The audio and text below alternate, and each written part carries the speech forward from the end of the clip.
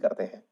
आप सबने कुछ चीजें, मैं अक्सर दुनिया भर की न्यूज़ आपको क्यों पढ़ाता हूँ, उसमें अंत में एक भाव आप पैदा करके देखिए और वो भाव है अपना सम्मान करना सीखिए। अपना सम्मान, अपने देश का सम्मान करना सीखिए। हर घर में लड़ाइयाँ होती हैं। आपको जो बहुत सुंदर व्यक्ति या बहुत ही समझदार व्यक्ति लगता होगा, उसके भी दिमाग में कोई ना कोई परेशानी रहती होगी। कोई भी इस दुनिया में, खुद भगवान राम जो हैं, वो खुद परेशानियों से ग्रसित रहे, जिनको हम अपना नायक मानते हैं। उन्होंने भी कष्टों का मतलब कष्ट सहे हैं, वनवास किया है, बहुत सारे दुःख उन्होंने भी सहे हैं। तो जीवन में कष्ट सबके रहेगा। लेकिन अपने आप को नीचा, दीन, हीन ये मानना छोड़िए। भारत पर गर्व करना शुरू करिए आज के सेशन को, क्योंकि जब मैं खुद से जब आपके लिए चीजें तैयार करता हूं तो कई बार सोचता हूं कि यार ये चल क्या रहा है। हमारे खिलाफ एक बात हो जाए, हम तुरंत डिप्रेशन में चले जाते हैं। ओहो, उसने हमारे बारे में ये कह दिया। मतलब हम इंडियंस जो है ना, वो जिस मानसिकता के साथ बड़े हुए हैं, वो कहीं ना कहीं ये है बस कि दुनिया का सबसे बड़ा रोग क्या कहेंगे लोग, और हम पूरी तरह ग्रसित हैं। चाहे हम एग्जाम दे रहे हैं, नहीं दे रहे हैं, अल्ले हमारे बारे में उसने ये कह दिया। अरे कहने दो यार। अपनी खुद का अस्मिता, खुद का सम्मान, खुद का स्वाभिमान एज ए भारतीय, वो विकसित करना प्रारंभ करो। आज फ्रांस एक फैसला लिया जिसके खिलाफ चार्ली एब्दो वालों के समर्थन में जाके खड़ा हो गया। पूरे फ्रांस के खिलाफ पूरी दुनिया भर में फतवे जारी हुए, कुछ भी फर्क नहीं पड़ा, अपनी बात पर टिका रहा। सोलोमन आइलैंड यार, 7 लाख जिसकी आबादी, 7 लाख आबादी खड़ा हो गया जाकर के खिलाफ कि जाओ संसद फूंक देंगे, लेकिन चाइना से तुम्हारा दोस्ती नहीं करने देंगे। उनके अंदर इतना साहस है यार। हम अपना साहस कब जगाएंगे? ये बातें हैं जो आपको पहचाननी है। मतलब being a proud Indian, feel कि हम लोगों ने बहुत कुछ अच्छा किया है और जो कमियां हैं उनको दूर करेंगे। अपने आप को जब आप कोसना बंद करेंगे तो ही आप अपनी अच्छाइयों को निकाल के बाहर लाएंगे। अपनी ताकत को पहचानिए। कुल जमा बात यह है, आज अफगानिस्तान जिसकी हम इतनी ह्यूमैनिटेरियन मदद कर रहे हैं, वो आज भी अहमद शाह अब्दाली के गीत गा रहा है, पानीपत के नाम पर सेना का नाम रख रहा है। पहचानिए ये जो हमारे अंदर से जो है ना कि क्षमा शोभती उस भुजंग को जिसके पास गरल हो। अरे ठीक है भाई, क्षमा कर लेंगे जब हमारे सामने स्थितियां पैदा होंगी। लेकिन पहले जहां तक बात हो आत्मसम्मान की, तो दुनिया से सीखने की आवश्यकता है कि हमें हिंदुस्तान को उस ऊंचाई तक लेके जाना है कि हमारे सामने गिड़गिड़ा कर कोई बैठे, आंखों में आंखें भी ना डाल पाए। उठाइए अपने आप को और हर समय शिकायत, देखिए जीवन में एक तजुर्बा जो मैं आपसे कहना चाहता हूं, शिकायतें छोड़िए। शिकायतें का मतलब ये नहीं है, आप पूछेंगे सर शिकायतें क्यों ना करें, सरकार यूं नहीं करती, वो नहीं करती। अरे आपको हर आदमी से शिकायत हो सकती है, लेकिन जिस दिन आप समाधान करने वाले बन जाएंगे ना, चीजें आप लोगों के सामने स्वतः ही अनुकूल होने लग जाएंगी। आज हम में से बहुत से लोगों को शिकायतें हैं कि सरकार नौकरी नहीं देती। आप कहेंगे सर आप तो खुद नौकरी में हैं, इसलिए आपको क्या ही फर्क पड़ रहा है। नहीं साथियों, मैं पहले भी नौकरी छोड़ चुका हूं, फिर नौकरी छोड़ दूंगा, मुझे कोई फर्क नहीं पड़ रहा है। मैं अपने आप को काबिल बना चुका हूं। ठीक है यार, मैं अपना गुजारा कर ले जाऊंगा। आप जैसे प्यारे साथियों के माध्यम से मेरा तो घर चल लेगा। क्यों ना हम सभी मित्र मिलकर के अपने अपने हिस्से की जिंदगी जिए, शिकायतें छोड़ें, समाधान खोजें, ऐसे ऐसे रास्ते ढूंढे भारत के विकास के लिए, जिससे कि ये राह निकल करके आए कि हम जॉब क्रिएटर बन जाएं, जॉब देने वाले बने। विकल्प तलाशिए दुनिया में, अपना ही इज्जत। हमारे साथ सबसे बड़ी दिक्कत यह है कि हम अपना सम्मान करना भूल गए हैं। आप कहेंगे सर बहुत आसान है बातें करना ऐसी। हाँ शायद कह सकते हैं आप, क्योंकि आपको मेरा इतिहास ना पता हो, इसलिए मेरे ऊपर ये तंज कसना आसान हो। लेकिन मैं आपको अपनी तरफ से ये जरूर कह सकता हूं, ताकि आप शायद इस बात को पहचान जाएं कि क्लास 1 से लेकर के आईआईटी कानपुर तक की यात्रा पूरे समय सरकारी कॉलेजेस और सरकारी स्कूल से होकर गुजरी है। एक भी जगह मैंने ना तो प्राइवेट एजुकेशन लिया, ना प्राइवेट कोचिंग ली। उसके बावजूद मैं आपके सामने आकर खड़ा हूं, ज्ञान दे रहा हूं और छोटी मोटी उपलब्धियां प्राप्त कर चुका हूं। इसका मतलब यह है कि आप दोष देना छोड़िए, सक्षम बनिए। और ये मेरे सभी विद्यार्थियों से आह्वान है ना। मैं अक्सर मतलब इस तरह की बातें सामान्यतया आरएनए के सेशन में बीच में तो रोक कर नहीं करता हूं, लेकिन फिर भी मैं आज आपसे ये बात इसलिए कर रहा हूं, दिल का संवाद है। समटाइम्स ऐसी पढ़ाते पढ़ाते खुद से भी हृदय में इस तरह का भूचाल सा आ जाता है, परिवर्तन सा आ जाता है कि बच्चों से एक बार इस बारे में चर्चा की जाए, सोचने के लिए उनको राह दी जाए। निवेदन है आप सबसे, कोशिश करिए मेरे प्यारे बच्चों।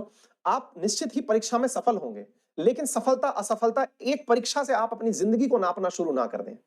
बहुत सी परीक्षाओं में फेल भी होंगे, बहुत सी परीक्षाओं में पास भी होंगे। जीवन खुद एक परीक्षा है। आप लोग बचपन से लेकर आज तक परीक्षा देते आ रहे हैं, सफल होते आ रहे हैं, फिर एक परीक्षा है, फिर पास होंगे, फिर फेल होंगे। अपने आप को उससे आंकना मत शुरू कर दीजिए कि मेरा इस एग्जाम में सिलेक्शन नहीं हुआ तो क्या होगा। विकल्प तलाशिए ना, डिपेंडेंसी छोड़िए, खुद से इंडिपेंडेंट बनिए। आप पूछेंगे इंडिपेंडेंट बनने के लिए हम क्या करें? यार देखिए, ये विकल्प आपके पास हो सकते हैं। बहुत बार सुनने में बहुत गंदा लगता है जब कोई ये कहता है कि मैं बहुत से विद्यार्थियों से जो मेरे पास आते हैं, आर्थिक सहायता के लिए मेरे पास बहुत मैसेजेस आते हैं और बिना बोले मैं वो कार्य करता भी हूँ। मैं मतलब उसका ढिंढोरा नहीं पीटता, ना अखबार में निकलवाता कि मैंने इतने लोगों की पढ़ाई फ्री में कर दी, इतने लोगों को मैंने खा रहने का काम कर दिया, इतने लोगों को जॉब दे दिया। नहीं, अखबार में तो नहीं निकालता। लेकिन हाँ, गुपचुप तरीके से जो भी तरीके मेरे साथ संभव है वो करता हूँ। लेकिन एंड में सबको यही सिखाता हूँ कि बेटा अगर कर सकते हो ना, तो स्वाभिमान पैदा करो और स्वाभिमान खुद से कमाने से आता है। आप में से आज हर एक भाई-बहन जो तमाम परिस्थितियों से गुज़र रहा है, अगर कमाने के नाम पर ही सही, मैं आपसे ऐसे-ऐसे लोगों से मुखातिब करा सकता हूँ, जिन्होंने अपने आप के लिए अखबार बेच-बेच कर पैसे कमाए और पढ़ाई करी। मेरे कई मित्र ऐसे हैं जो कि इस समय बहुत अच्छी-अच्छी पोज़ीशन्स पर बैठे हैं, जिन्होंने रात को गार्ड की नौकरी करी है और दिन में एक बहुत ही शानदार एग्ज़ाम पास किया है। हमारे सामने एग्ज़ाम्पल्स भरे पड़े हैं। मैं आपसे ये तो नहीं कह रहा गार्ड बन जाइए, मैं आपसे कह रहा हूँ कि आप पढ़ा रहे हैं, पढ़ रहे हैं, 2 बच्चों को साथ में बिठा के पढ़ा लीजिए, आपके पेन पेंसिल का तो खर्चा निकल आएगा। और कुछ नहीं तो जो आपको अच्छा लगता है वो काम करके 2 पैसा और कमा लीजिए। डिपेंडेंसी जो है ना, वो सेल्फ डिपेंडेंसी में बदल दीजिए। जिस दिन ये कर देंगे, हो सकता है आप में से बहुत सारे बच्चे जो हैं, मेरी इस बात से वास्ता ना रखते हों, उन्हें लगता हो कि यार ठीक है, मतलब सर बोल रहे हैं, प्रवचन देने की आदत है इनकी।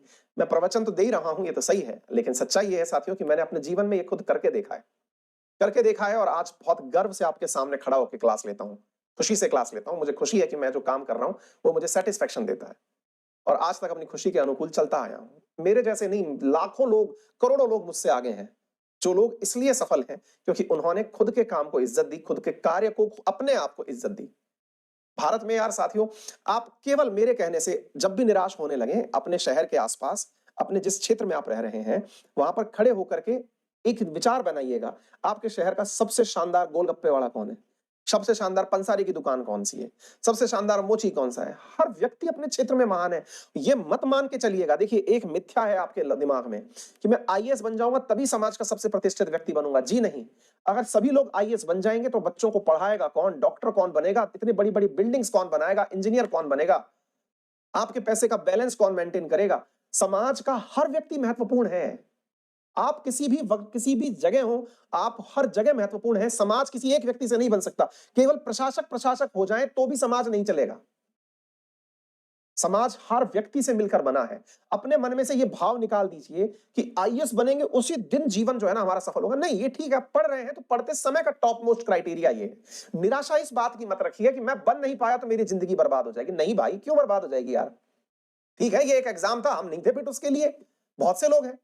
अमिताभ बच्चन जिनकी आज आवाज़ कॉपी करके जाने कितने लोगों का घर चल रहा है, जब वो पहली बार आकाशवाणी में इंटरव्यू देने गए तो उनकी आवाज़ को ही रिजेक्ट कर दिया गया कि तुम्हारी आवाज़ बहुत भारी है। एपीजे अब्दुल कलाम साहब जो कि भारत के लिए गर्व है कि उन्होंने भारत के अंदर मिसाइल का निर्माण किया, मिसाइल मैन ऑफ इंडिया कहलाए, लेकिन जब वो खुद डिफेंस की जॉब के लिए गए तो उनको मना कर दिया। शुरुआत में उनके साथ ऐसा हुआ। क्या पता आप जॉब करने के लिए नहीं, जॉब देने के लिए बने हों। सकारात्मकता इस आधार पर रखें कि आप आईएएस जो है वो नौकरी करने के लिए नहीं, क्या पता आप आईएएस का ऑर्डर देने के लिए राजनेता बन जाएँ। आप ऐसे सोशल वर्कर बन जाएँ कि आपके आगे पीछे आईएएस घूमे। दिमाग में ये सकारात्मकता लेके आइए कि आप पढ़ाई कर रहे हैं, उसके दबाव में मत आइए। आप आपके व्यक्तित्व के अंदर ये दबाव पैदा मत करिए, निवेदन ये है। ठीक है, पढ़ाई कर रहे हैं, आप सफल हो जाएँगे, हमारा मानना है कि आप सफल हों। हमारी आपकी शुभकामनाएँ, हम तो पढ़ाई उस विषय के लिए रहे हैं कि आप सफल हों। लेकिन अपने ऊपर उसका इतना बोझा मत लाद लीजिए कि ये नहीं हो पाया तो हाय राम! सर क्या सोचेंगे? अरे सर सोचेंगे कि तुम और अच्छा आदमी बनने वाले हो अब। हर व्यक्ति आईएएस बन के ही ना थोड़ी ना नाम कमा रहा है। आप जितने भी लोगों को एक काम करिएगा हमारे कहने से, अपना कोई भी अखबार जो भी आप पढ़ते हो उसका फ्रंट पेज उठा के पढ़ लीजिएगा। उसमें से एक भी व्यक्ति का नाम आईएएस नहीं है। फिर भी अखबारों की सुर्खियों में है ना। न्यूज़ सुनिएगा बैठ करके तो उसमें पाएँगे कि किसी भी व्यक्ति का नाम आईएएस नहीं है। फिर भी सुर्खियों में है ना। आज सोचिए ना कि अगर आप आईएएस हो जाते तो क्या इसरो चल पाता? सभी लोग भारत के आईएएस बन जाते तो क्या इसरो के अंदर आज हमारे सैटेलाइट लॉन्च होते? हुँ? क्या सीडीएस विपिन रावत जी जैसे लोग हमारे देश के लिए नाम कमाते? विचार करिए। राजनीति हो, कहीं भी हो, डिफेंस हो, तमाम सेक्टर, सबसे मिलकर हिंदुस्तान बना है। कोई यदि ये कह दे ना कि साहब मैं जो है ना, मैं क्या बोलते हैं, बाबू बनना चाहता हूँ। अरे बनो ना यार, तुम्हारा योगदान है इस देश में भाई। आप अपने आप को नीचा समझना बंद करिए। ये जो हमारे यहाँ पे है ना, सबसे बढ़िया तो वही है क्योंकि उससे सब डरते हैं। ऐसा नहीं है भाई। आईएएस अगर ये समझ लेता है ना कि वो आईएएस बन गया तो बहुत कुछ कुछ नहीं बिगाड़ सकता वो। आप किसी का बिगाड़ने के लिए कुछ नहीं बन रहे हैं। He is a administrator to facilitate you, ताकि आपको एक विभाग से दिक्कत हो, दूसरे से ना हो, मैनेज करने के लिए हो। समझिए, मेरा निवेदन अगर कुछ भी सही सकारात्मक रूप से आपके दिमाग में जाए तो उसको अपनी लाइफ में उतारिए। मेरा मैसेज आपको समझ में आए तो कृपया करके उसे सकारात्मक रूप से उतारिए। हम पूरी तरह सकारात्मकता के साथ आपके साथ खड़े हैं, लेकिन दिमाग में से ये बर्डन उतार दीजिए कि मैं जिस दिन आईएएस बन जाऊँगा, उसी दिन जीवन बन करके मेरा तो सफल होगा। अरे यार, हमारे कोर्स आप नहीं खरीदेंगे, कोई और खरीद लेगा। मैं कोर्स बेचने के लिए आपको आईएएस नहीं बना रहा हूँ मेरे भाई। बनना है, बनिए, खुश रहकर पढ़िए, जिस काम में मजा आ रहा है करते रहिए।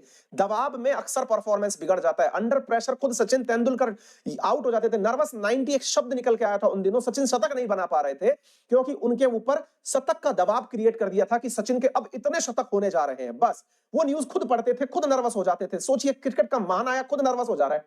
दबाव में अक्सर परफॉर्मेंस बिगड़ जाते हैं प्यारे साथियों। अपने को दबाव में मत डालिए। ठीक है, पढ़ रहे हैं तो पढ़ाई का जो सर्वोच्च गोल है वो प्राप्त करना है, दैट्स ऑल। पढ़ाई का सर्वोच्च गोल है कि भाई सक्सेसफुल होना है, ठीक है। नहीं हुए कोई बात नहीं, अपनी मेहनत से संतुष्ट हो जाइए। जिस दिन तैयारी करके बाहर निकले, उस दिन आंखों में आंखें डालकर अपने आप से यह कह सके कि मैंने जो मेहनत की थी उसके हिसाब से मुझे चीज मिल गई।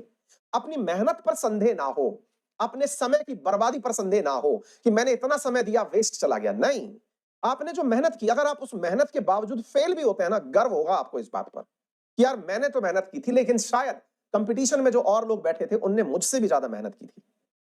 ठीक है, हो सकता है कुछ बच्चों के जीवन में ये परिवर्तन लाए। आइए बढ़ते हैं आगे। मुझे पता नहीं क्यों आज महसूस हुआ आपसे ये बातचीत करने का। बढ़ते हैं साथियों। तो